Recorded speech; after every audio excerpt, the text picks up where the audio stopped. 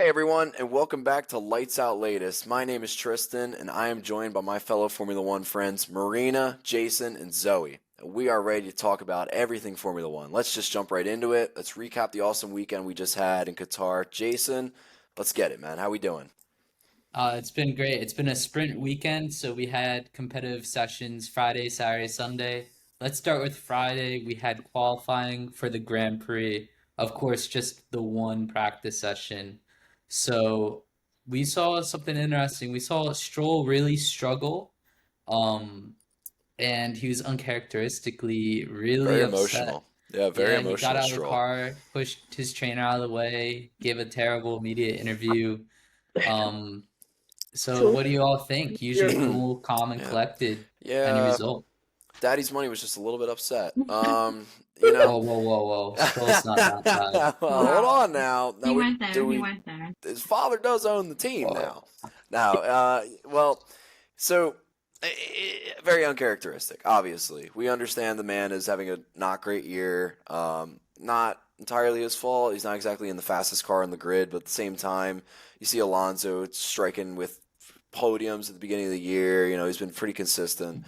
So unfortunate on the performance side, but uncharacteristic in his personality. He came out of the car, as you said, very heated and almost like like an upset teenager. Just wanted to go right to his room and Hmm. not talk to anybody, basically. Could that be in a change of what's happening at? I mean, is something going on behind Aston Martin's doors that we don't know? Maybe he's out of his seat for next year. They have this new plan, as you mentioned. I'm sure you want to talk about it, Jason, with their new racing program starting up.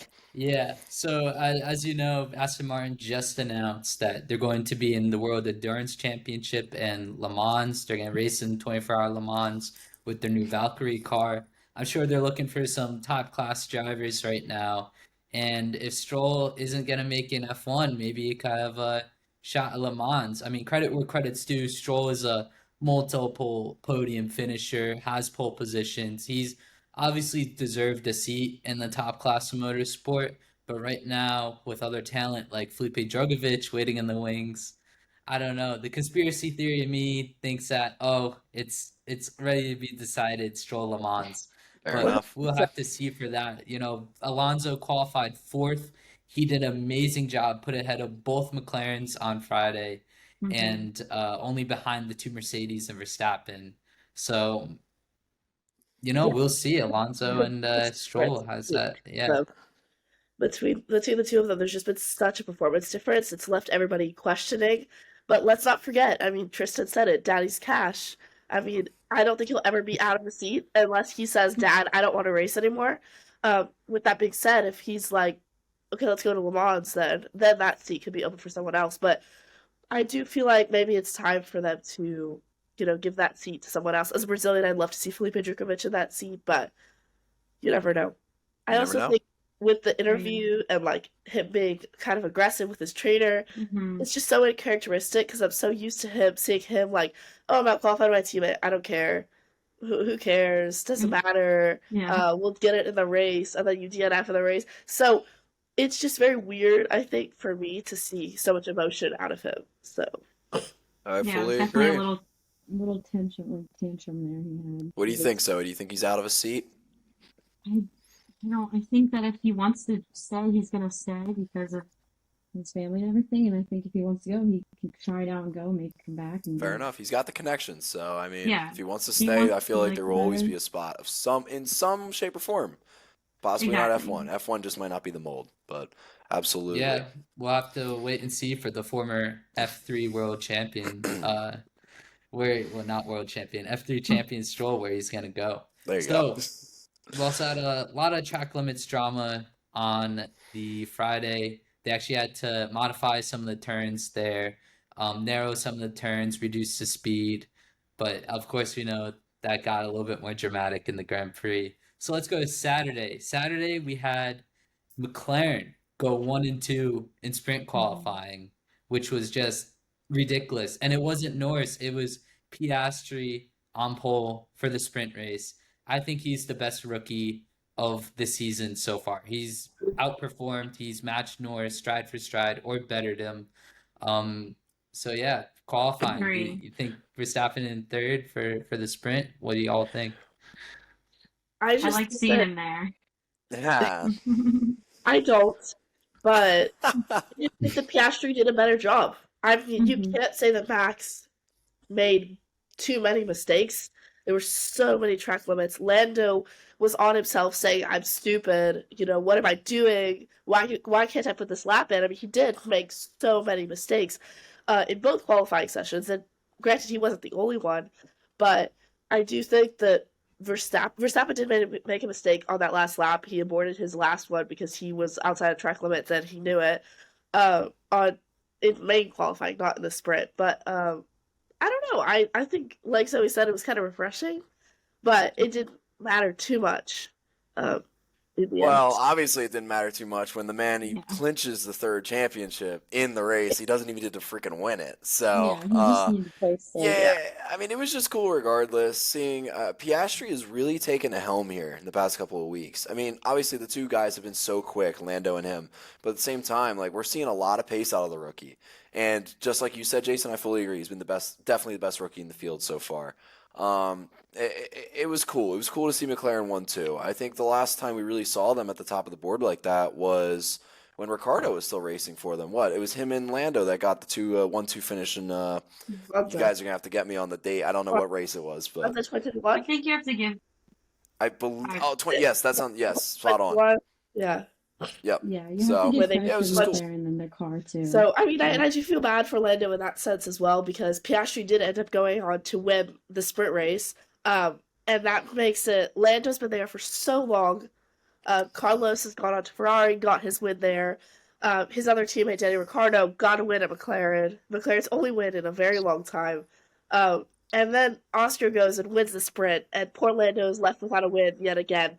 And I think he has so much talent, so it's not like he's undeserving of the win, but this weekend just wasn't his weekend. You Yep. can tell he's His so time close because he's will going come. P3 and P2, but Yep. not P1 just yet. He's got the speed. He has the speed. Mhm. And he's got the talent to do it. It's just that notch is just not there yet. It'll happen. It's gonna happen.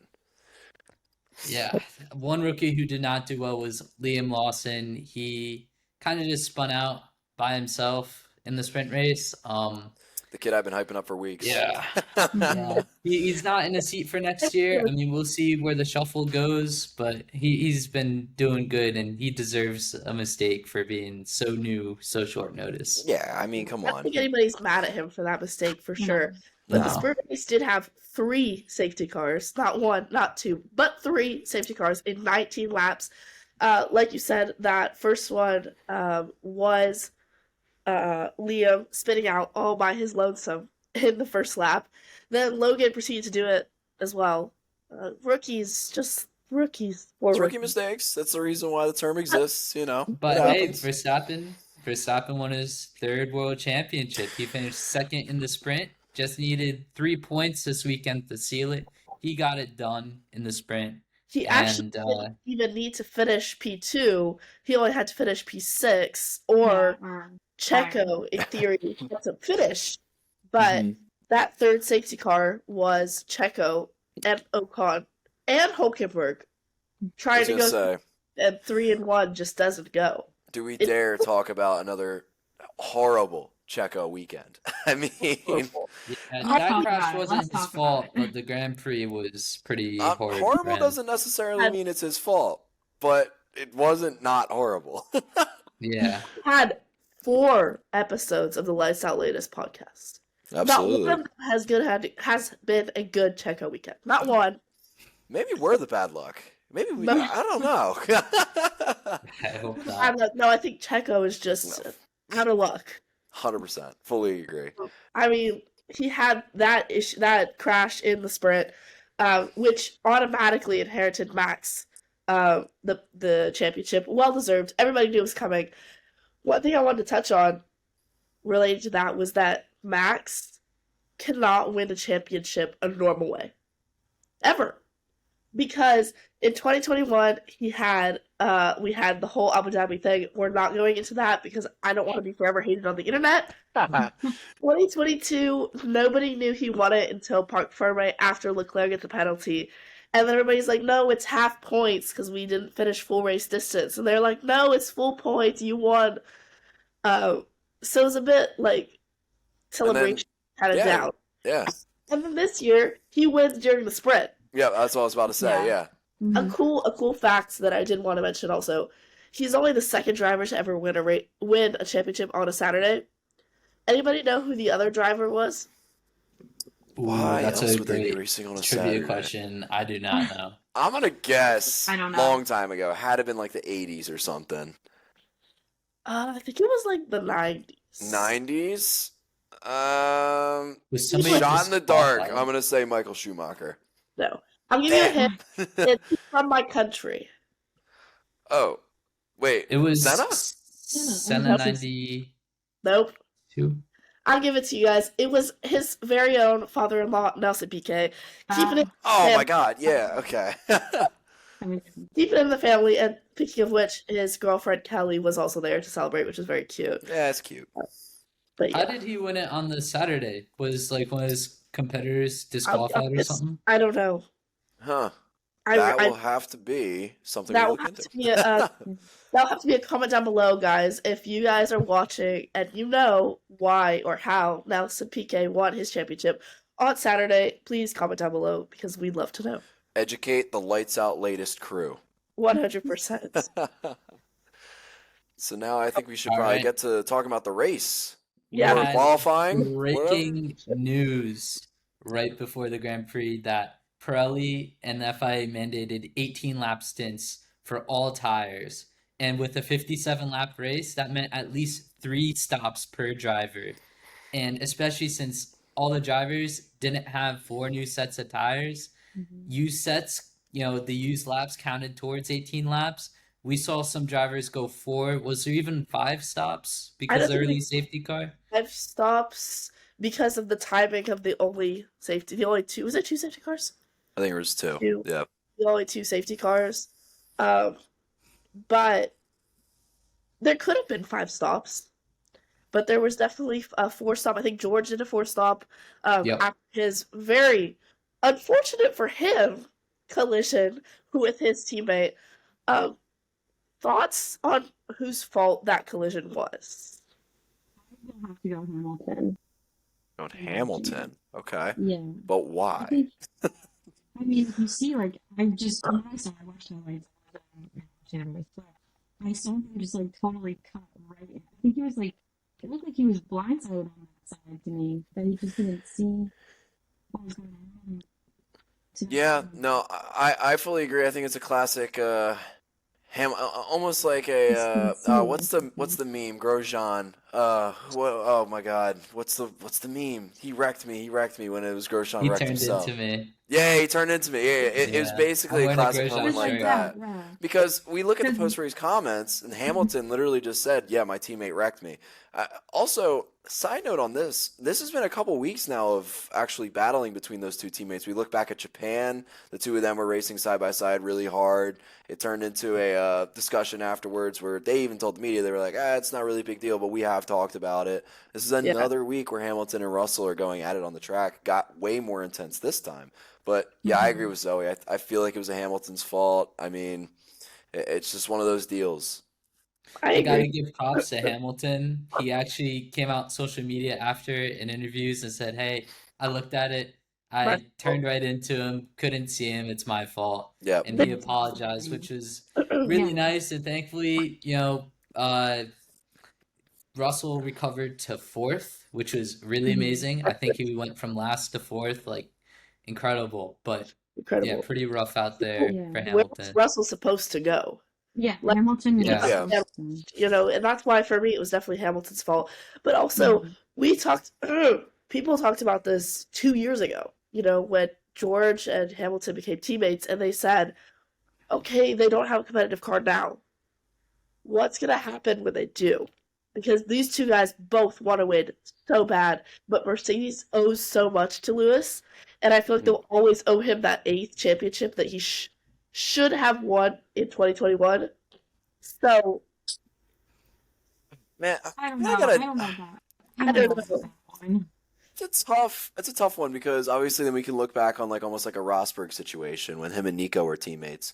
And obviously two very competitive cars where Nico Rosberg's the only man who beat Lewis Hamilton in equal machinery.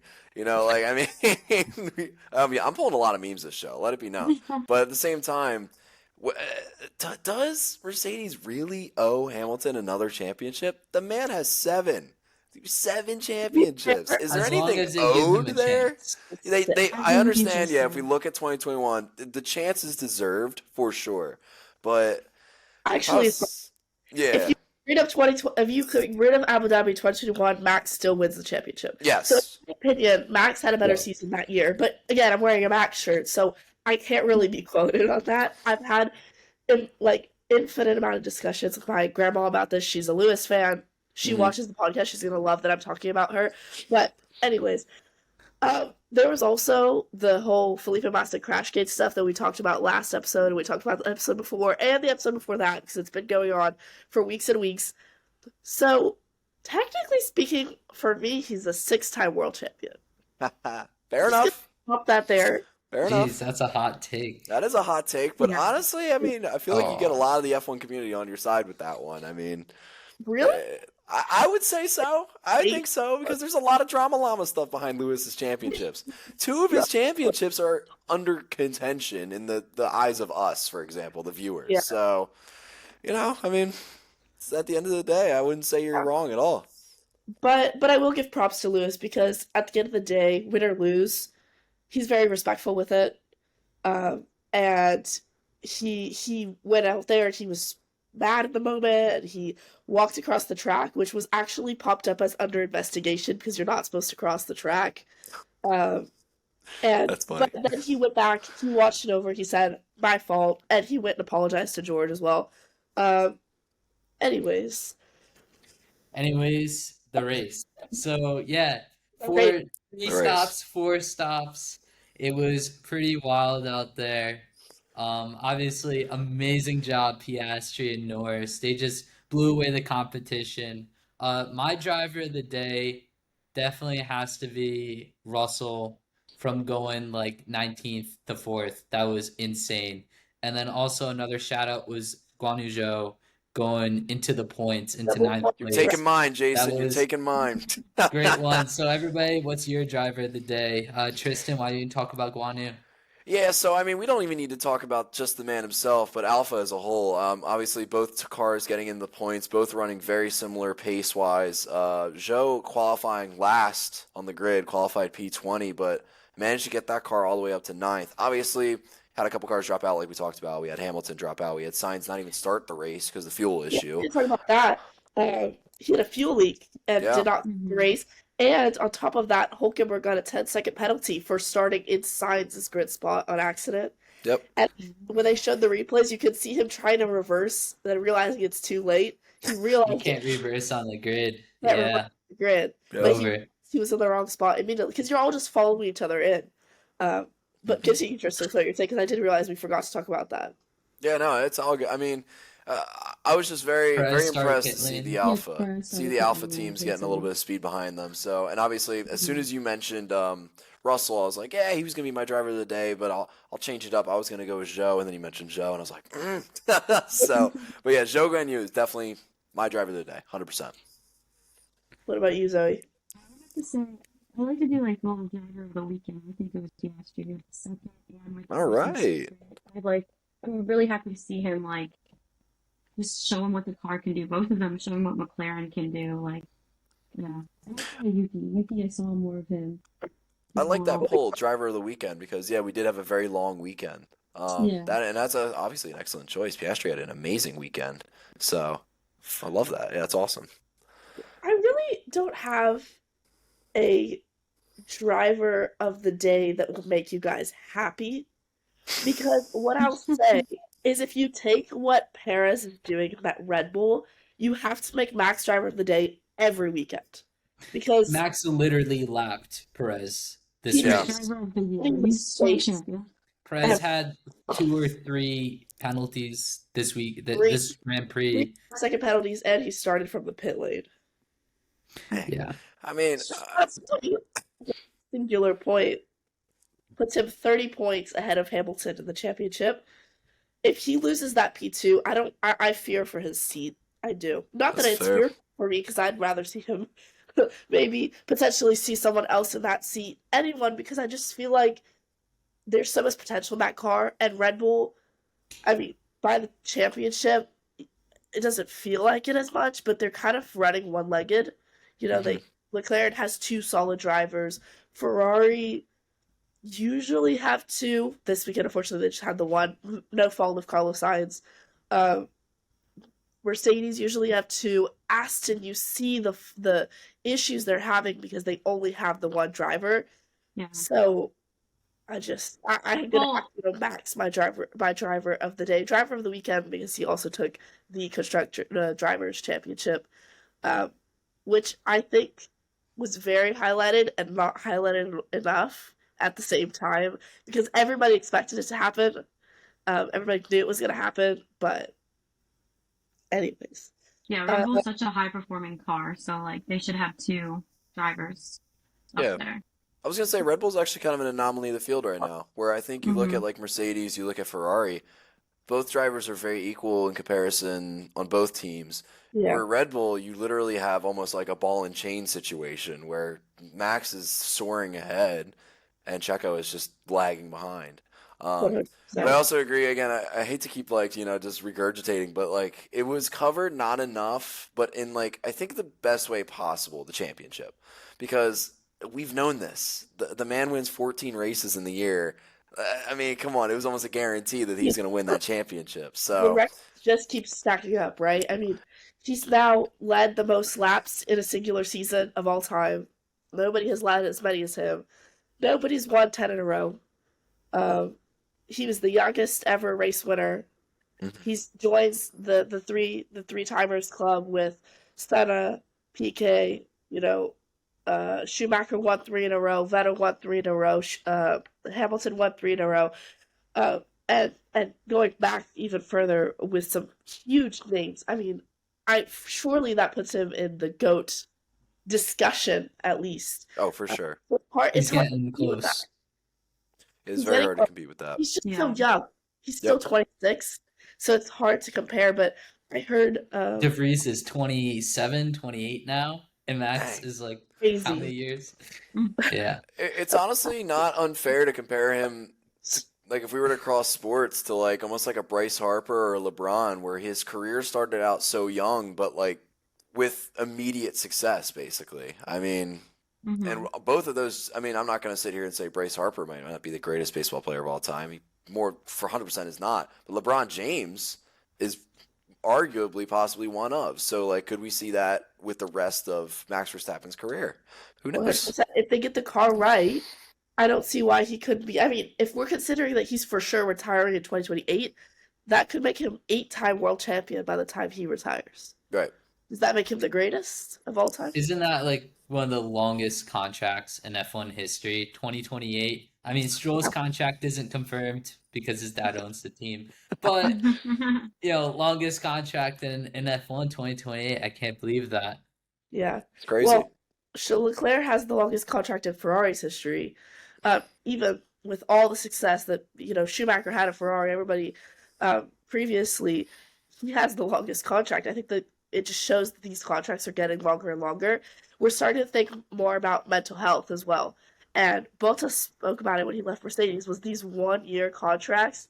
They affected me so much because I don't know what next year is going to hold. If I know that I'm going to be there for 2-3 years, then I can settle in, I can help develop the project, and not have to worry as much about proving myself. Yeah, I think seat security is really important for them performing better for that team that they're with. 100%. Yep. As we talked about before, having too. that at school, like in college, if you don't get above a 3.5, you're getting demoted to like a worse Oh my college. God. Like, Boom, you go back to 8th grade. yeah, exactly. It must feel like that for them. The pressure is way too much. Oh, for sure. I love that. I love that analogy. God, that's Well, funny. there was definitely also two other big talking points in the race. The first big, yet again, despite the changes made to the circuit, we had so many track limits with Gasly picked up a penalty. Albon Gasly picked up 2 penalties. Alex picked up a penalty. Stroll picked up 2 penalties, and Checo picked up 3 penalties. And for those of you that might be a little new to F1, those penalties, they're 5-second penalties, usually served at the pit stop, but if you don't serve a pit stop after you receive the penalty, it gets 5 seconds added on to the end of your race time. And to get those penalties, you have to exceed track limits 4 times. 3 times, you get a checkered flag. Say you do it again, you're getting a penalty 4 times. So that essentially means Checo exceeded track limits, 12 times? Hey, there's a lot of leeway A there. lot. It's actually a lot more leeway than I Yeah. thought there was. And It's stricter than it's ever been. Wow, really? 6 times. So it's so much leeway, but at the same time, if you think about it, I think like there was Russell exceeded track limits on like the last lap, or Gasly, I think it was, on the last lap, like 3 times. That's how he picked up his last penalty, because he was trying to hold on so hard. That's that- why Leclerc dropped back in the sprint race. Even though he was neck and neck at the finish line, he exceeded track limits all those 4 times, all at once on the final lap. Wow. And got the penalty. Yeah. In the Dang. sprint race. Yeah. My dad always says, why don't they just make the track wider? If you're running a little bit wide, just pave it out a little bit more. But, these are the best drivers in the world, and they should be able to figure out how to make it Yeah. stick on Can't track. make it easier for him. Definitely. No, absolutely not. I mean, we're going to talk about good drivers like Max Verstappen. Did he exceed track limits at all? I mean, Not once. The only driver on the grid to not exceed track limits not one time the whole race. exactly. Wow. If you Again, want to be the compared best, to you got to be Perez, the best. same I car. mean, exactly. Or you got to match the best. That's the best right there. That's the best, Exactly. And Man. granted, he didn't have anyone breathing down his neck, but it didn't mean his race was particularly easy. It also didn't mean he like fell asleep at the wheel. Absolutely. Yeah. He's pushing that car. Conception, whether that be in this era of Max dominance or Lewis's dominance, was that if you have someone leading by 5, 10, 15 seconds, they're just chilling. It doesn't make the driving any easier. No. These cars, they're going at ultra high speeds. You're pulling many G's, and they're so hard to control. It's so easy to lose. Whether That that be was a massive issue this weekend. We had Logan Sargent actually retire because of heat exhaustion. We had Ocon, he threw up in his helmet on lap That's 15. crazy. That's insane. We had multiple drivers go to the medical center. Albon, Stroll, take an ambulance to get checked out. It just You shows you saw in how the hard driver they're pushing cool down in the car. room, Piastri and Verstappen couldn't even make it onto the little director's chair. They just on the floor, lie down. They were so out of it. Verstappen was like, "Hey, do you want to go get my trophy to Lando?" And Lando was like, "Yeah, I want it." And he was like, "Do you want me to break it?" He's embracing it. Even the older drivers with so much experience, Alonso, mid-race was like, "Can one of you guys just fill a bucket of water and dump it on my head when we pit stop?" And what I thought was hilarious was the team came back to him and was like, it's against the regulations, sorry. It's funny that they tried. Like, they were like, well, maybe we can. I don't know if I've mentioned this on the pod, but I used to live in Dubai. It's fairly close to Qatar. A lot of that area, Qatar, Saudi, Bahrain, Dubai, the UAE, it's very similar weather. What I'll say is, we always talk about the heat. Living there, it's like, oh, it's so hot, so humid. But starting like October all the way through to maybe April, you're pretty good on. And it's definitely a time where you could go to these races without having these kind of issues of heat exhaustion. I mean, it is ridiculous to have multiple drivers have to go to all the drivers pretty much have to go to the medical center to make sure they're okay. I mean, Lando told media that several drivers fainted in the medical center. Having drivers puke in their helmet. Like Ocon, I'm pretty sure what he said in the interview was he just swallowed it. He puked and then just took it back in and kept racing. Like, no one should have to do. Zoe and I are wincing here. That's horrible. It's so unnecessary. Yeah, absolutely. I understand there's contracts and dates and times, and Formula 1's never going to want Austin's race and Miami to be right next to each other.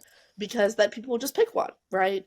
But there's gotta be a different way because Mhm.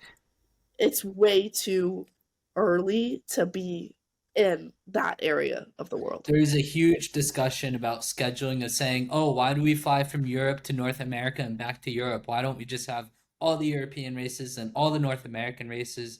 And sometimes because of weather, it's not possible. You know, Florida, Miami, Austin, and Mexico City are so hot. And then Montreal is just not hot enough. You could only do Montreal in the summer because otherwise it's too cold, and you could only do Las Vegas in November because otherwise it's too hot. So it's Yeah, not like we can stack all these races in the same area together at the same time. So 100%. lots to think about when scheduling and Great climate. as well, And right? if it wasn't the heat, it was the sand. Watching the cars go into off the racing line even, you saw them kick up so much sand just everywhere around the track. It must have been horrible to breathe all that in. I believe 100%. it. You said he opened his visor to try and get some breeze, but the breeze was hot, and on top of that, he got sand in his eyes, which must not have been pleasant. But you also have to think about like rain as well. And that F1 is not the only form of motorsport. So we share these tracks with MotoGP, with IndyCar, with Formula 2, with Formula 3, with And NASCAR, Coda, NASCAR, Coda. with NASCAR. So Yeah. there's just so many different motorsport categories that all use the tracks, and we Formula One can just say we're going there on this day and just kick everybody else out, right? Yep. But there's got to be some type of better compromise for sure. Yeah, I mean, I'm even just looking at the weather right now. Projected temperature for tomorrow in Qatar is 102 degrees. And then that's Fahrenheit. not even including obviously humidity and like all that. So I mean, Not to I mention, couldn't imagine being in a race car and just driving in 102-degree heat. You have an engine unit right behind you. Obviously, insulation probably pretty good, but still, but terrible. it's Like awful. good because it's an engine, but bad because it's still like 50 degrees in the cockpit minimum. Yep, 100%. So, and all the drivers are saying, well, like coming into the sport, everybody's always talking about Singapore and how it's the worst race. If you could do Singapore, you could do any race. This race was much worse than Singapore for most Yeah. of the drivers. You know, even Max was complaining about it, and he was like leading the whole time, but he was like laying on the floor, like you said, Tristan. He was like so Yep. tired. Absolutely. And listen, we've said it before, and people think these guys aren't athletes. Incredible. Physicality, yeah. 100%. Absolutely. 100%. Absolutely. Well, we also had a small change in the Constructors' Championship. Alfa Romeo over the jumped pass Just in a the championship. little jump. But in the drivers, there wasn't any changes. Everybody kind of stayed around the same. Roughly in the same spot. Yep. Yeah, Obviously, Hamilton some didn't gain points any changes. points Yeah. up, but Perez got a little bit more points. Just the Yeah, one. nothing major. Yeah, just a one. Just the one. Just singular. Singular one. Absolutely. 100%. But Well, we have a little bit of a news story for next week, or I guess 2 weeks from now. We may get Danny Ricciardo back for Austin, which is his favorite race. Oh I will yeah. Austin, and if I don't see this man on a horse, I I will throw. was just about to say you'd be able to see him in the return weekend in Austin. That'd be awesome. Yeah, the man Amazing. loves Austin, so But it is a sprint, so I pray for him that he is fully recovered before Mm-hmm. he gets in that car. Because if he does FP1 and says I can't do it, that puts Liam Lawson in a position to drive Austin without any experience straight to qualifying. Because it is another sprint race 2 weekends in a row. So you have FP1 in qualifying, and then you have sprint shootout and the sprint, and then so it's like everything's back to back to back. You don't have those extra practice sessions to kind of ease your way in. right. That's why I heard held him back this weekend. They didn't want to throw Ricardo in, and then after using up all free practice one, saying I can't do it, and then put Lawson in the car with 0 practice session. So you need those practice sessions to set up the car and get used to the track. 100%. Oh, 100%. 100%. Hopefully, at least it won't be as hot as Qatar. So I'm sure it won't. I mean, obviously it's still Austin's hot, Austin. but- It's hot, yeah. So Qatar is sand hot. it's more of a dry heat too. So it's dry heat, so it's you not know. as bad. But do you want to do like predictions? I was gonna say we Yeah. could definitely do predictions. I don't know if you guys are okay with me going first, but I do have a set Go for it. prediction already. So Max P1. Nothing's changing there. That's gonna stay the same. I don't want to do the sprint. I think the sprint is too much of an anomaly. I think just talking about the straight up race itself. So we're gonna go Max P1, and then I have both of the McLaren cars coming second and third, but this time we're having a flip. I'm going Lando P2, Piastri team P3. I don't know why. I feel like there's going to be some more giddy up in Austin for Lando. He's kind of goofy, just like Ricardo, like where in which I think he's going to embrace that Austin vibe, that Southern vibe, Southern Texas vibe, and he's going to have a great time. I think it's going to be a good weekend for him. I'm gonna go. I nailed my predictions last time. I said Max and the two McLarens on the podium.